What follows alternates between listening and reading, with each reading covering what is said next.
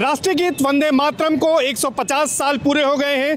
150 साल पूरे होने पर बीजेपी जहां पूरे देश में कार्यक्रम कर रही है, सामूहिक रूप से बीजेपी राष्ट्रीय गीत के गायन का आयोजन कर रही है, वहीं देश के प्रधानमंत्री नरेंद्र मोदी लोकसभा और राज्यसभा में राष्ट्रीय गीत के महत्व, इसकी ऐतिहासिकता पर एक बार फिर से चर्चा कर रहे हैं और इस बात पर भी सवाल उठाए जा रहे हैं कि आखिर एक वर्ग ऐसा क्यों है जो कि वंदे मातरम गाने से परहेज करता है। इसी को लेकर अब पूरे देश में बहस छिड़ी हुई है।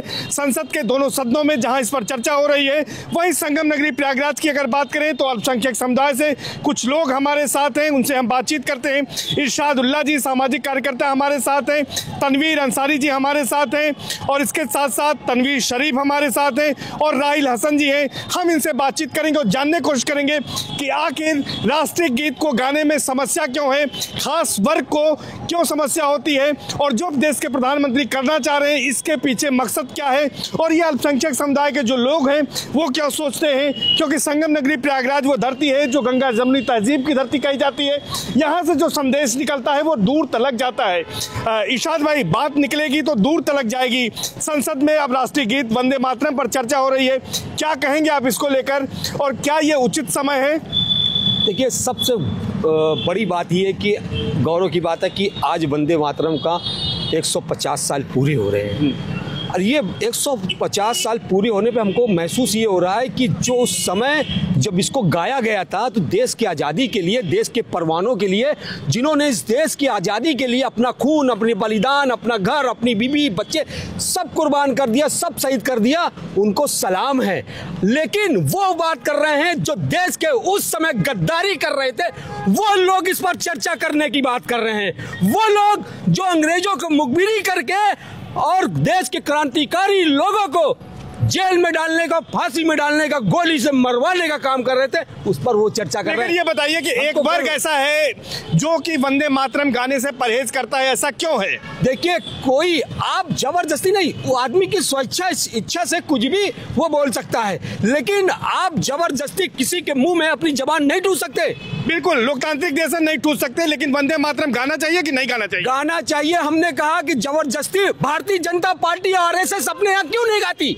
खाली लोगों को बेवकूफ बनाने के लिए उस पर चर्चा कर रही है। और भी ज्वलनशील मुद्दे हैं देश के अंदर, लेकिन ये मुद्दे को क्यों बनाया जा रहा है? क्योंकि लोगों का ध्यान भटकाने के लिए। शायद ही आपके पास आएंगे। तनवीर जी, ये बताइए कि सदन में चर्चा हो रही है, लोकसभा राज्यसभा में चर्चा हो रही है, वंदे मातरम को 150 साल पूरे हो गए हैं, आखिर क्या वजह है कि इसके ऐतिहासिक महत्व को, जिसने देश को आजादी दिलाई, हर स्वतंत्रता संग्राम सेनानी की ये जुबान पर था, आज इससे एक वर्ग क्यों अछूता है, क्यों उसे परहेज करता है? देखिए, इस देश के अंदर आपको किसने कहा कि अछूता रह गया? कण-कण में देश की बसा हुआ है वंदे मातरम, और इस देश की आज़ादी में बस गाएंगे नहीं, पहले सुन लीजिए, कौन नहीं गाता? देखिए, सिर्फ देखिए एक सेकेंड, तराना सिर्फ यही नहीं था, तराने और भी थे, लेकिन इसको टारगेट बना करके आज 150 साल पूरा हो गया। आप संसद भवन में बैठ करके किस चीज़ की बात कर रहे हैं? वंदे मातरम की।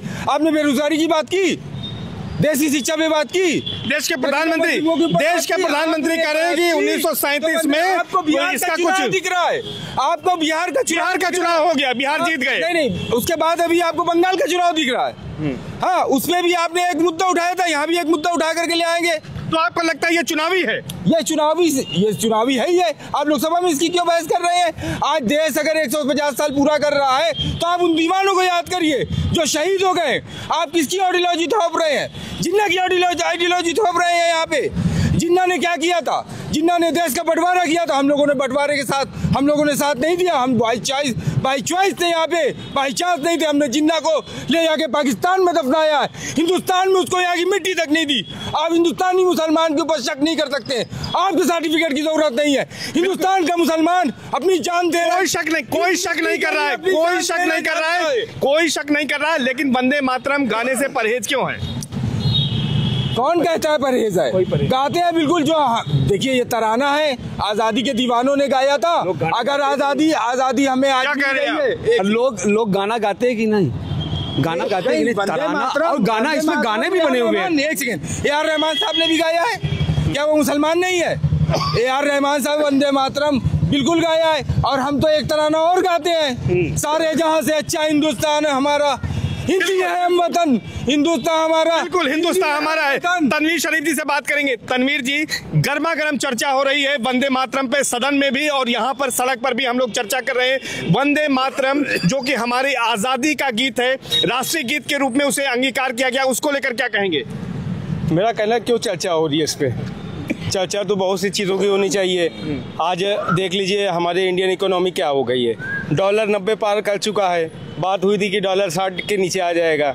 इस पे काहे चर्चा नहीं होती है सदन के अंदर? जब चुनाव आता है तो जिन्ना का जिन निकल आता है, ठीक है, पाकिस्तान हमला कर देता है, हिंदू खतरे में हो जाता है, ठीक है। तो अब आप बताइए, आप लोग से अच्छा बुद्धिजीवी व्यक्ति तो कोई होगा नहीं मीडिया कर्मियों से, ठीक है। तो आप ही बताइए, क्या ये पोलराइज इशू है कि नहीं है? ये जो वंदे मातरम है, तो ये जो हमारा एक मूवमेंट हुआ था, स्वदेशी मूवमेंट हुआ था, उस दौरान हमारे जो स्वतंत्र सेनानी लोग थे जिन्होंने कुर्बानियां दी हैं, इस स्लोगन में एक देशभक्ति का भाव जाग जाता था, ठीक है। तो अगर आज उसी भाव को जगाने की बात अगर फिर से हो रही 150 साल बाद, तो क्यों नहीं? मैं शुरुआत करता हूँ, वंदे मातरम, वंदे मातरम, मुझे एतराज नहीं है इस चीज का, लेकिन सरकार किसी के ऊपर थोप नहीं सकती है, किसी को थोप नहीं सकती है, क्योंकि इंडिया जो है ये एक लोकतांत्रिक देश है, यहाँ पे हर इंसान को आजादी है अपने हिसाब से काम करने की, बात करने की। बिल्कुल, तनवीर शरीफ कहते हैं कि वो वंदे मातरम कहेंगे, आजादी है।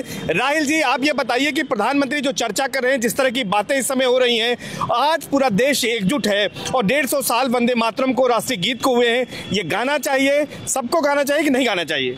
बिल्कुल सबको गाना चाहिए, और राष्ट्रीय गीत है। अभी कोई तराना कह रहा है, कोई खाली गीत बोल रहा है, राष्ट्रीय गीत का क्या ये इस तरह से बोल के सम्मान देंगे? जो गीत आज़ादी दिलाने में अहम भूमिका निभाई है, जिस गीत ने हिंदू मुसलमान नहीं, यहाँ हिंदुस्तान की बात हो रही है। राष्ट्रीयता पे क्यों बंटवारा कर लेते हैं? राष्ट्रीय चीज़ों पे क्या बंटवारा होना चाहिए कि हमारा ये तुम्हारा, ये हम नहीं बोलेंगे, सारे जहाँ से अच्छा हिंदुस्तान हमारा बोलेंगे सिर्फ, और वंदे मातरम, सुजलाम सुफलाम मलय शीतलाम नहीं बोलेंगे। कोई किसी पे थोप नहीं रहा है। 150 साल पूरे होने पर प्रधानमंत्री जी ने ये देश के लिए गर्व का विषय है और पूरी दुनिया को बताने के विषय कि वंदे मातरम ने किस तरह की भूमिका निभाई। लाखों लाख लोगों ने सीने पे गोलियां खानी। वंदे मातरम सुन के गीत मन और हृदय प्रफुल्लित हो जाता है, आप में देशभक्ति की भावना जागृत हो जाती है। तो देश के प्रति भी हम, क्योंकि राष्ट्रीयता पे भी बात होनी चाहिए। आज आतंकवादी क्यों निकल गए हैं कि अपने देश में हम देखते हैं कि अपने लोगों को ही बम से उड़ा दे रहे हैं, अपने ही लोगों के लिए क्यों?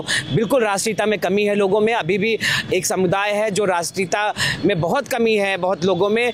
बताइए, आप इतने शिक्षा ग्रहण करके और आप अपने ही लोगों को बम से उड़ा दे रहे हैं, तो ये कहाँ तक जायज़ है? बिल्कुल बिल्कुल। हम इरशाद भाई आपके पास फिर से आएंगे।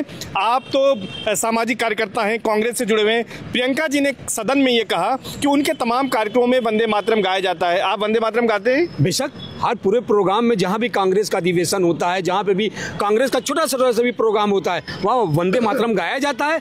और चूंकि ये हमारा देश और हमारी पार्टी का एक मजबूत नारा है, एक मजबूत वंदे मातरम जो पूरे गाया जाता है। लेकिन ये भाजपा वाले हमको बताएंगे क्या?